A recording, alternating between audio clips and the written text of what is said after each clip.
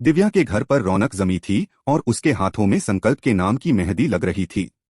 उसके चेहरे का नूर ही अलग था। सब लोग घर में एकत्र थे।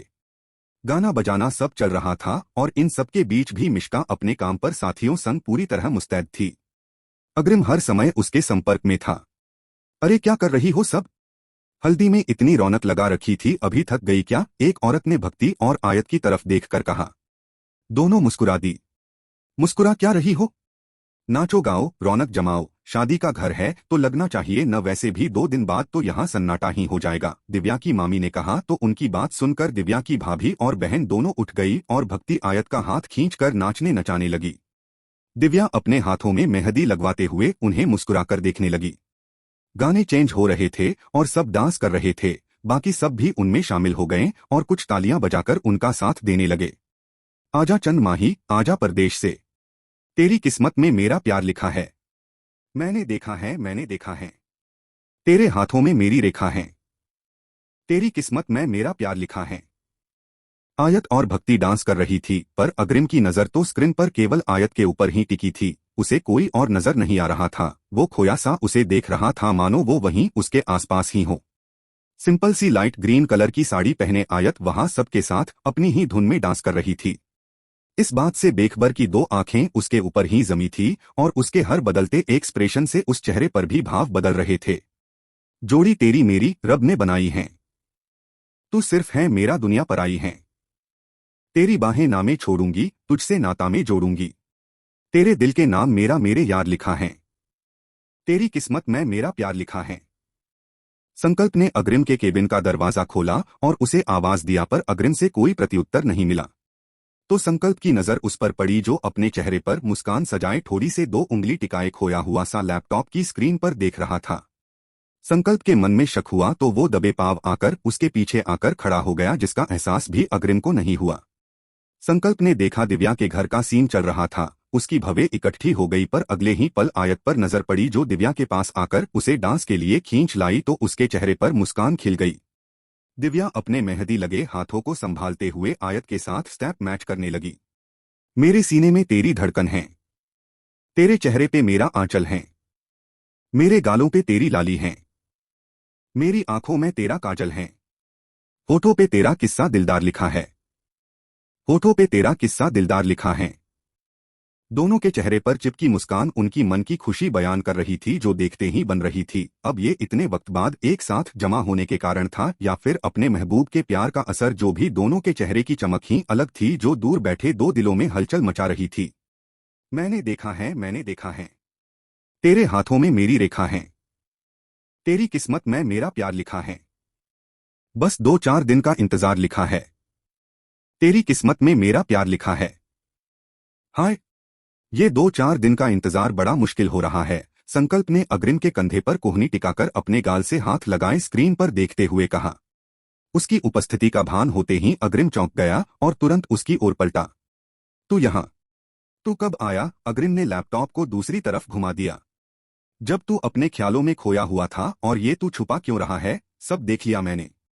क्या देख लिया? अग्रिम ने सवाल किया तो संकल्प ने स्क्रीन उसके सामने करके कहा, ये क्या है ये सब? कैमरा लगवा रखा है तूने उनके घर पर? हाँ, क्यों? सेफ्टी के लिए। भरोसा नहीं है मुझे किसी पर। अग्रिम, तुझे नहीं लगता ये गलत है, इस तरह किसी के घर में कैमरा लगवाना? मेरा मतलब, समझ रहा हूं तेरा मतलब, पर 2 बातें तू भी जान ले। जिसे दुश्मन बना रखा है न मैंने, वो सही गलत का ख्याल किए बिना कहीं भी वार कर सकता है। मेरे लिए हर सही गलत चीज से ऊपर है सुरक्षा। दूसरी बात, ये निगरानी मैं खुद रख रहा हूं और मुझे अपनी हदें मालूम है। भरोसा है तो कर, नहीं तो मत कर। ऐसा नहीं है अग्रिम, शक नहीं कर रहा तुझ पर, बस थोड़ा सही नहीं लगा इसलिए कहा। वैसे अगर इतनी चिंता है तो क्या जरूरत थी भाभी को वहां भेजकर रिस्क लेने की? संकल्प के सवाल पर अग्रिम की नजर उस पर जा टिकी। वो मन ही मन बोला, फिक्र है तभी उसकी जान के साथ इतना बड़ा रिस्क लिया है मैंने। इस बार वो तुम्हें टारगेट कर रहा है और यहां उसे कामयाब नहीं होने दूंगा। किसी पर भरोसा नहीं मुझे। अगर वो लड़की सच कह रही है और सच में तुझसे प्यार है उसे, तो उसके द्वारा हुआ अपमान वो कभी पचा नहीं पाएगा। वो अगर जगतराज का मोहरा है तो उस पर निगरानी रखकर तुझे बचाना है, और अगर नहीं तो तेरे लिए उसे बचाना है। तेरी जान बसती है उसमें, उसे कुछ हुआ तो तू टूट जाएगा, जो मैं हरगिज नहीं होने दूंगा। तेरी जान की हिफाजत के लिए मैंने अपनी जान को खतरे में सोचते हुए उसकी भवें इकट्ठी हो गई। अपनी जान, ये कैसे सोच रहा हूं मैं? नहीं। क्या हुआ? कहाँ गुम हो गया? संकल्प ने उसे इस तरह चुप देखकर पूछा। नहीं, कुछ नहीं। तू ये बता, तू यहाँ क्या कर रहा है? तुझे घर पर होना चाहिए था। अरे क्या करता घर पर? सैम आ गया है तो सब वहां संभाल रहा है, मुझे कोई काम ही नहीं। वैसे दिव्या के घर का तो समझ आ रहा है, पर मेरे घर पर निगरानी क्यों लगा रखी है? कहाँ न भरोसा नहीं है मुझे। एक बार गलती की जिससे साक्षी खतरे में पड़ गई, पर अब वो गलती नहीं होगी, और इस वक्त तो वो और तिल मिलाया हुआ है। उससे 4 कदम आगे का सोचकर चलना है मुझे। छोड़ ये सब और तू घर जा, अग्रिम ने कहा। स्क्रीन पर वापस से आयत हंसती हुई दिखी तो अग्रिम की नजर उस पर ठहर गई। ये अच्छा है, साले निगरानी के बहाने भाभी को निहारने में लगा है। सामने होती है तो नजर भर देखता नहीं, और ऐसे नजर हट नहीं रही, संकल्प ने कहा। अग्रिम ने उसकी तरफ नजर उठाई और फिर छत वाली क्लिप प्ले कर दी जहां वो और दिव्या नजर आने लगे। संकल्प ने देखा तो उसकी आंखें बड़ी हो गई। उसने अग्रिम की तरफ देखा जो हौले से मुस्कुरा रहा था। ये क्या है? साले तू, डिलीट कर इसे। अग्रिम ने उसकी तरफ देखा और बोला, रहने दे, अपने पास रख लेना, यादगार रहेगा। उसकी बात सुनकर संकल्प ने हैरानी से उसे देखा। अग्रिम ने अपनी भवें उचकाई। सीधे से कह न कि तुझे देखकर ट्रेनिंग लेनी है। अग्रिम ने प्रश्नसूचक दृष्टि से उसे देखा। रोमांस करने की ट्रेनिंग, कहकर संकल्प ने अपनी एक आंख दबा दी। अग्रिम टेढ़ा मुस्कुराया और बोला, अपनी ट्रेनिंग अपने पास रख, मुझे जरूरत नहीं, कहकर उसने वो क्लिप डिलीट कर दी। चल अब घर जा। तू नहीं जाएगा? अग्रिम ने उसकी तरफ देखा फिर उठते हुए बोला, चल आज तेरे साथ ही चलता हूं। मेरे घर? हाँ, पार्टी करते हैं। बहाने न बना, सीधे से कह, न भाभी के बिना अपने घर में मन नहीं लगता, नींद नहीं आती। अग्रिम ने उसे घूर कर देखा। मुझे ऐसे मत देख, उन्हें फोन कर ले या फिर जाकर मिल ले। तू कहे तो मैं मीटिंग फिक्स कर देता हूं। पिटने का मन हो रहा है? अरे चुपचाप चल वरना बेमतलब पिट जाएगा, कहकर अग्रिम आगे निकल गया। संकल्प मुस्कुराते हुए बोला, धमकाने से बाज नहीं आएगा साला। कुछ जवाब न सूझे तो यही समझ आता है इसे। वो भी उसके पीछे हो लिया। रात का समय, सब लोग खाकर अपने कमरे में सोने जा चुके थे। कावेरी जी और बाकी सब घर लौट चुके थे। अग्रिम संकल्प के साथ उसके कमरे में बिस्तर पर लेटा था। वहीं संकल्प दिव्या के भेजे फोटोज को स्क्रॉल कर रहा था, कहीं हल्दी के रंग में रंगी तो कहीं मेहंदी वाले हाथ आगे किए। संकल्प के चेहरे पर मुस्कान बनी हुई थी। सो जा अब।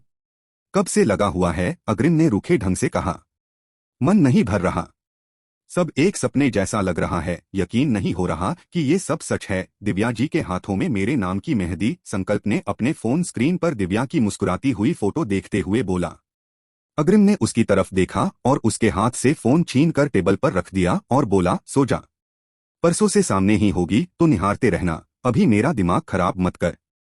तेरा दिमाग तो पहले से खराब है, खुद तो अपनी फीलिंग्स को जाहिर नहीं करता और दूसरों को देख जलन होती है। अग्रिम ने उसे घूर कर देखा। हाँ, सो रहा हूं। गुड नाइट, कहकर संकल्प ने लाइट ऑफ की और करवट लेकर लेट गया। कुछ देर में वो सो गया, पर अग्रिम की आंखों में नींद नहीं थी। शायद से सच में आयत की मौजूदगी की आदत हो गई थी उसे, और वो नहीं थी तो अपना कमरा हो या यहाँ, नींद नहीं आ रही थी उसे। उसने अपना फोन उठाया और उसमें आयत की पिक निकालकर उसे देखने लगा। रात के 1 बज रहे थे। दिव्या के घर के कुछ दूर पहले एक गाड़ी रुकी और उसमें से एक शख्स बाहर आया और आंखों पर काला चश्मा और अपनी हुड्डी की कैप सर पर चढ़ाते हुए दबे पांव दिव्या के घर की ओर बढ़ चला। उसके घर के थोड़ा पास पहुंचकर उसने इधर उधर देखा और आगे बढ़ा। 2 कदम ही आगे बढ़ा कि 2 लोग उसके पीछे आकर उसके ऊपर गन तान दी। कौन हो और यहाँ क्या कर रहे हो? वो शख्स रुका और फिर चालाकी से उनके हाथ पप वार करके उनकी गन गिरा दी और वापस उन पर ही गन पॉइंट कर दिया और कदम पीछे लेते हुए दिव्या के घर की ओर बढ़ गया। दोनों गार्ड ने एक दूसरे को देखा और उसकी ओर बढ़ पर उस शख्स ने बड़ी ही तेजी से उन्हें बिना आवाज जमीन पर पटक दिया। वो उठकर आगे बढ़ने को ही हुआ कि किसी ने उसे पीछे से दबोच लिया और दोनों गार्ड्स ने भी आकर उसे पकड़ लिया और खींचते हुए दूर ले गए।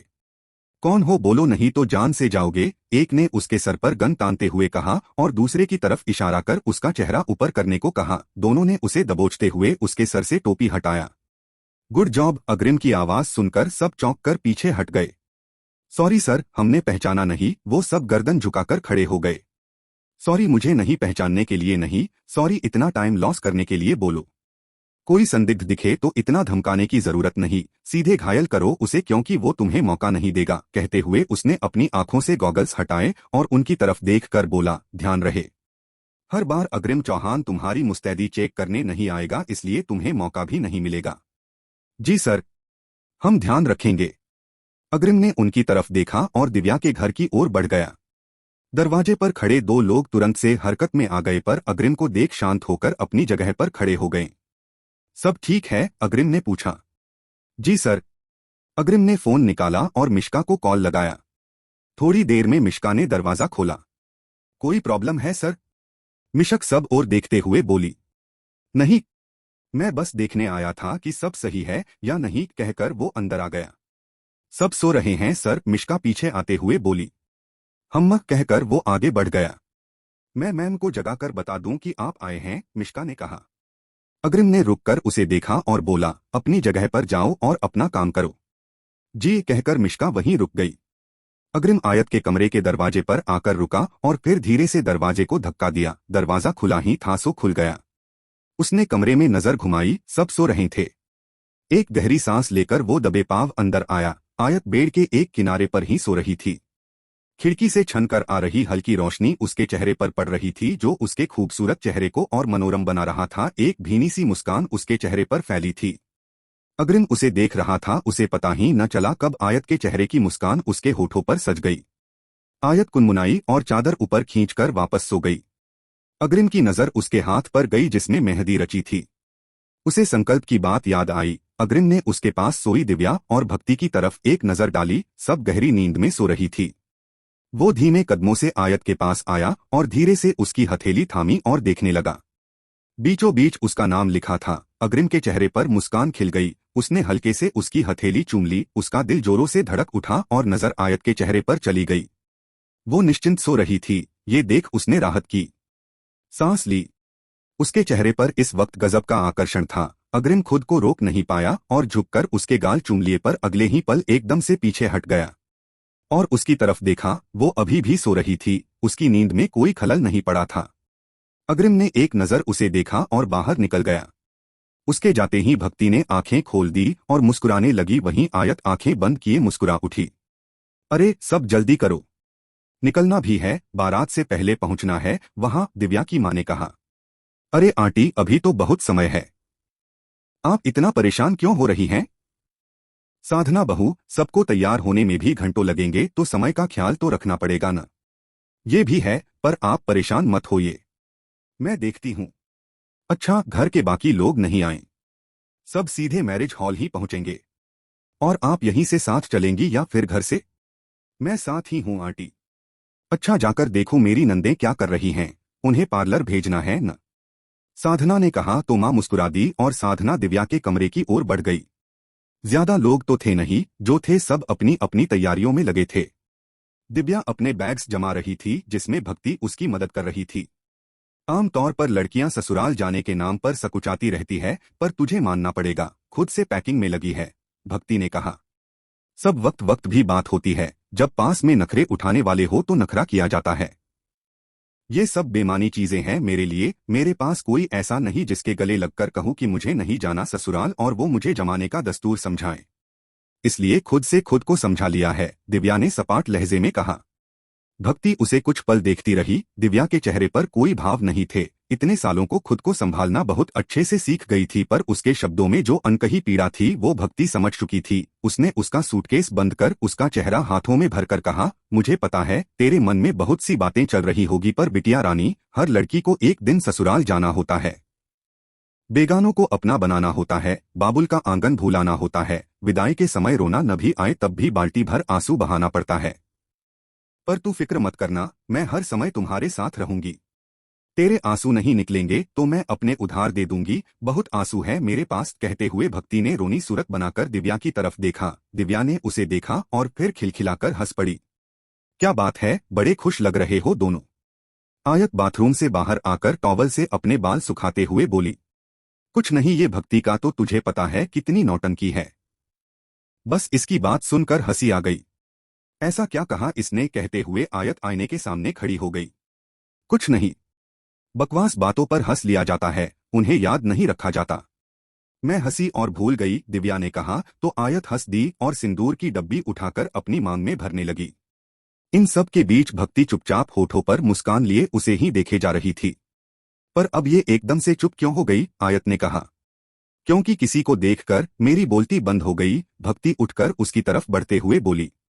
आयत ने एक नजर उसे देखा, फिर तैयार होने लगी। आईने से ही आयत की नजर भक्ति पर पड़ी, जो बड़ी ही शरारत भरी नजरों से उसे देख रही थी। क्या? ऐसे क्यों देख रही है, आयत ने पूछा। दिव्या, ये आयु के गाल देख, कुछ ज्यादा ही पिंक नहीं लग रहे? रात किसी मच्छर ने तो नहीं काट लिया? भक्ति की बात सुनकर जहां दिव्या की नजर उसकी ओर उठी, वहीं आयत की आंखें फैल गई। कहा, दिखा क्या हुआ? दिव्या आयत के पास आई और देखने लगी। कुछ नहीं हुआ। पागल है ये, आयत ने कहा। पागल मैं नहीं, पागल तो कोई और हो रहा है, जुदाई में नहीं दीवाना हुए जा रहा है, भक्ति बेड पर बैठते हुए बोली। कहीं न कहीं आयत समझ गई थी कि भक्ति ने शायद से देख लिया, पर वो खुद अनजान बने रहना चाहती थी। उसे लगातार स्कैन कर रही भक्ति को जब उसकी तरफ से कोई प्रतिक्रिया नहीं मिली तो वो आगे बोली। यार, मुझे एक बात समझ नहीं आई कि किसी की नींद इतनी गहरी कैसे हो सकती है कि मच्छर काट के चला जाए पर पता ही न चले। कुछ खा लिया है क्या? पहेलियों में बात कर रही है, दिव्या ने कहा। पहेलियों में पहेली सुलझाने की कोशिश कर रही हूं, पर लगता है किसी को समझ नहीं आ रहा, या फिर समझकर भी नासमझ बन रहा है। चुप हो जा और चुपचाप रेडी हो, निकलना है हमें, आयत ने अपनी मुस्कान छुपाने की कोशिश करते हुए कहा। जाग रही थी न तू? भक्ति ने उसके सामने आकर कहा। नहीं, आयत ने अपनी नजर चुराते हुए कहा।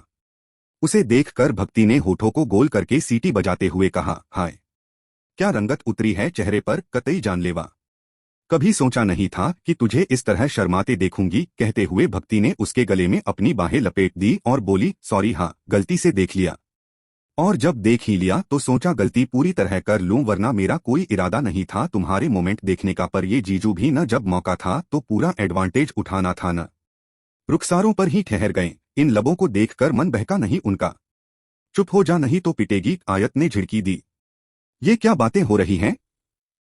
तो सो जा, तू सोती ही अच्छी लगती है।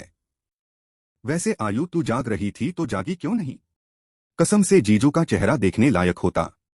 मैं सोच रही थी, पर सोचा सिलसिला थोड़ा आगे बढ़े और उनके बेकरार दिल को करार आ जाए, फिर उनके करार को फरार करूं, पर इसके पहले ही उन्होंने वापसी की राह पकड़ ली। वैसे ये एक्सपीरियंस कैसा रहा? आयत ने भक्ति की तरफ देखा और बोली, जल्दी तैयार हो, कोई मुझे भी कुछ बताएगा?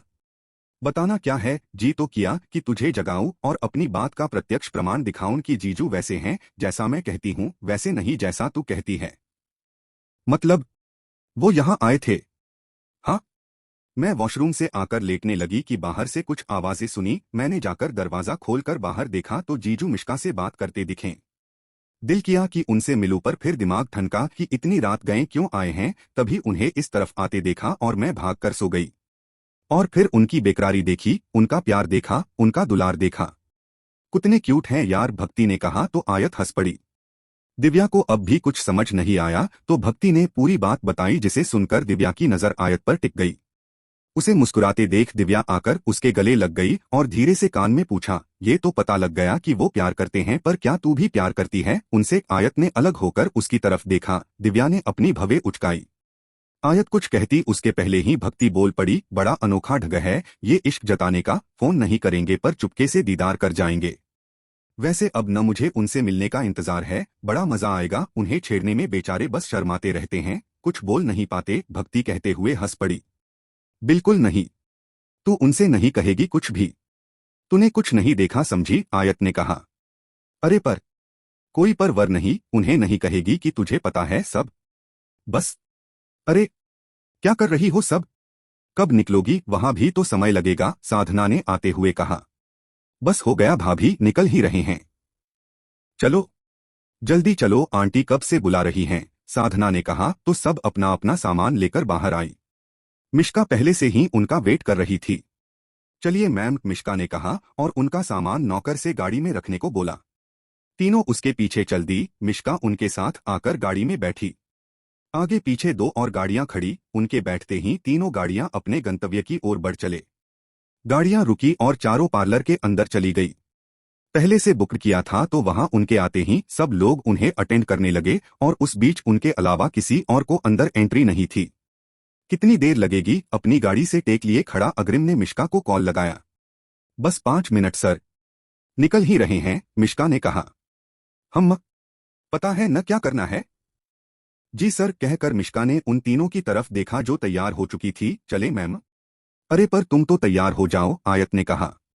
मैं तैयार ही हूं मैम, अपने काम के लिए। आप चलिए, देर हो रही है। आयत ने उसकी तरफ देखा और समझ गई कि उससे जिद करना व्यर्थ ही जाएगा। वो मुस्कुराकर दिव्या और भक्ति से बोली, चलो।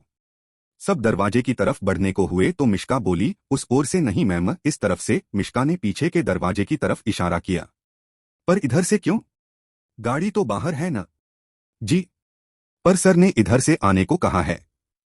पर मिश्का के साथ अग्रिम लाइन पर ही था। उनके सवाल जवाब सुनकर उसने मिश्का से कहा कि आयत को फोन दे। मिश्का ने आयत की तरफ फोन बढ़ा दिया। आयत ने उसे प्रश्नसूचक दृष्टि से देखा तो उसने इशारे में कहा कि अग्रिम है लाइन पर। आयत ने फोन कान से लगाया और हेलो बोला। बिना किसी सवाल के मिश्का के साथ आओ, इंतजार कर रहा हूं। ठीक है। फोन वापस करो उसे, अग्रिम ने कहा तो आयत ने फोन मिश्का की तरफ बढ़ा दिया। आयत ने सबको उसके साथ चलने का इशारा किया। दोनों उसके पीछे चल दिए। पार्लर का पिछला दरवाजा एक छोटी सी संकरी गली में खुलता था। वहां से गुजरते हुए कुछ कदम चलकर वो सड़क पर बाहर आए जहां अग्रिम गाड़ी से बाहर खड़ा इंतजार कर रहा था। अग्रिम की नजर उन सब पर पड़ी पर ठहरी आयत पर ही। बादामी रंग का लहंगा खूब फब रहा था उस पर। अमूमन आयत सिंपल सी ही रहती है, लाइट कलर की सूट या साड़ी ही पहनती है और बेहद सादगी में ही रहती है। आज भी कुछ ज्यादा ताम झाम नहीं किया था उसने, बस हाथों में भरी भरी चूड़ियां और गले में लाइट सा नेकलेस। इन सब से परे उसकी दिलकश नीली आंखें और उसकी जहरीली मुस्कान ही काफी है अग्रिम का दिल धड़काने को, जिससे वो हर दफा इनकार करता है। वो उसे ही देख रहा था कि वो सब उसके पास आ पहुंची। भक्ति की नजर अग्रिम पर पड़ी तो एक मुस्कान चिपक गई और उसकी आयत पर ठहरी नजर देखकर उसके पास आकर गला साफ करते हुए बोली, एक काला टीका भी लगा लेती आयु, अभी से लोगों की नजर ठहर रही है तुम पर। उसकी बात पर जहां आयत अग्रिम की तरफ देखकर मुस्कुराने लगी वहीं अग्रिम चुपचाप से बिना कुछ बोले गाड़ी में ड्राइविंग सीट पर आकर बैठे गया। भक्ति की मुस्कान हंसी में बदल गई। मिश्का ने पीछे का दरवाजा खोलकर उन्हें बैठे के लिए कहा। दिव्या अंदर जाकर बैठ गई। भक्ति भी बीच में बैठ गई। आयत अंदर आने लगी तो भक्ति ने उसे रोककर मिश्का का हाथ पकड़कर उसे अंदर बैठने को बोला, वहीं आयत से आगे जाकर बैठने का इशारा किया। वो जाकर बैठ गई। अग्रिम ने उसे देखा तो एक बार चौंक गया पर कुछ नहीं बोला। वो गाड़ी स्टार्ट करने लगा तभी आयत बोली, ये सीट बेल्ट अटक रही है, हेल्प मिलेगी? अग्रिम ने उसकी तरफ देखा और बिना कुछ बोले उसकी मदद करने लगा। आयत की नजर उसके चेहरे पर ठहर गई और रात की बात याद कर चेहरे पर अक मुस्कान सज गई। ये गाड़ी किसी दोस्त की है।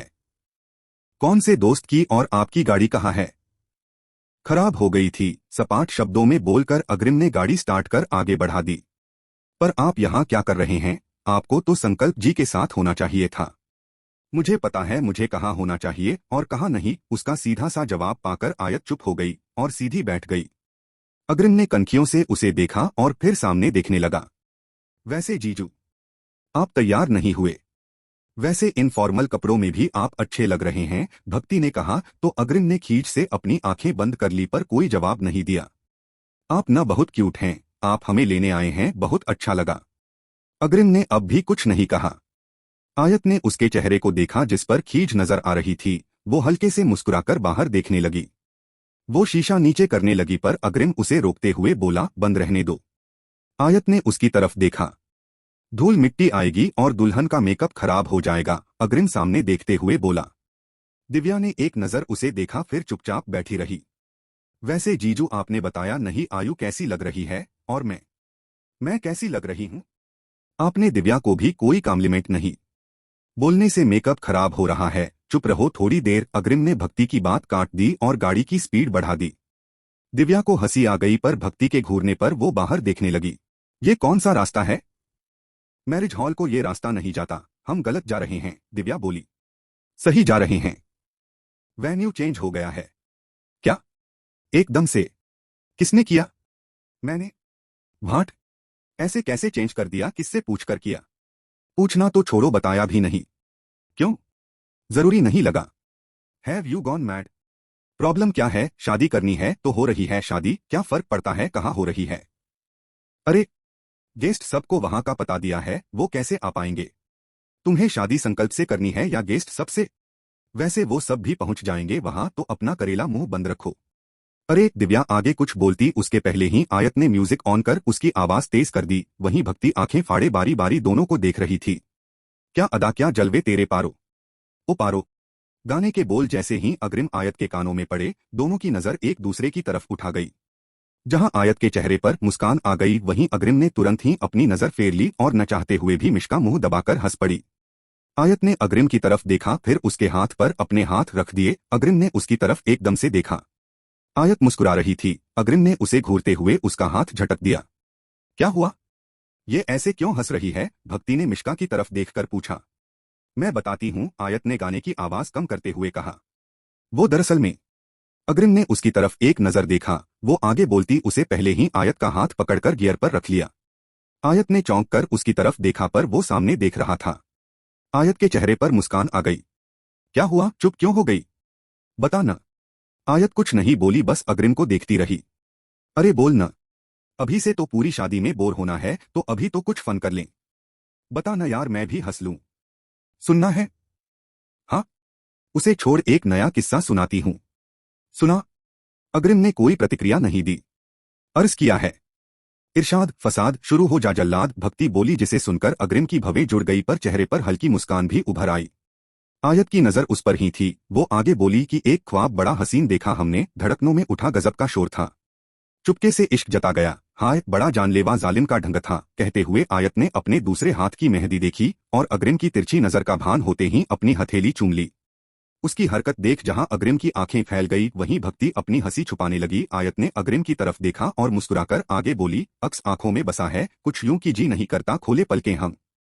बंद पलकों के चिलमन से देखा था जिसे, बड़ा ही दिलकश वो दिल का चोर था, कहकर अपनी एक आंख दबा दी। अग्रिम के माथे पर पसीने की बूंदें उभर आई। उसने तुरंत से आयत का हाथ छोड़ दिया और ड्राइव करने लगा। ये कैसे बोरिंग गाने बज रहे हैं? आयत ने जानबूझकर कहा और भक्ति की तरफ देखा। भक्ति उसे देखकर मुस्कुराते हुए बोली, सही में। आयु बंद कर इसे, हम गाते हैं न। आयत ने मुस्कुराकर अग्रिम की तरफ देखा जो इन सब से बेखबर बना था। ठीक है। कल रात हो गई, मुलाकात हो गई। कुछ सुन भी लिया, कुछ कह भी लिया। कल लेट हुए वो कह ना सके। जो कहनी थी वो दिल में रही। कहना था कि प्यार हो गया है। कहना था कि दिल खो गया है। कहना था कि जी ना सकेंगे। हाँ, कहना था कि फिर कब मिलेंगे।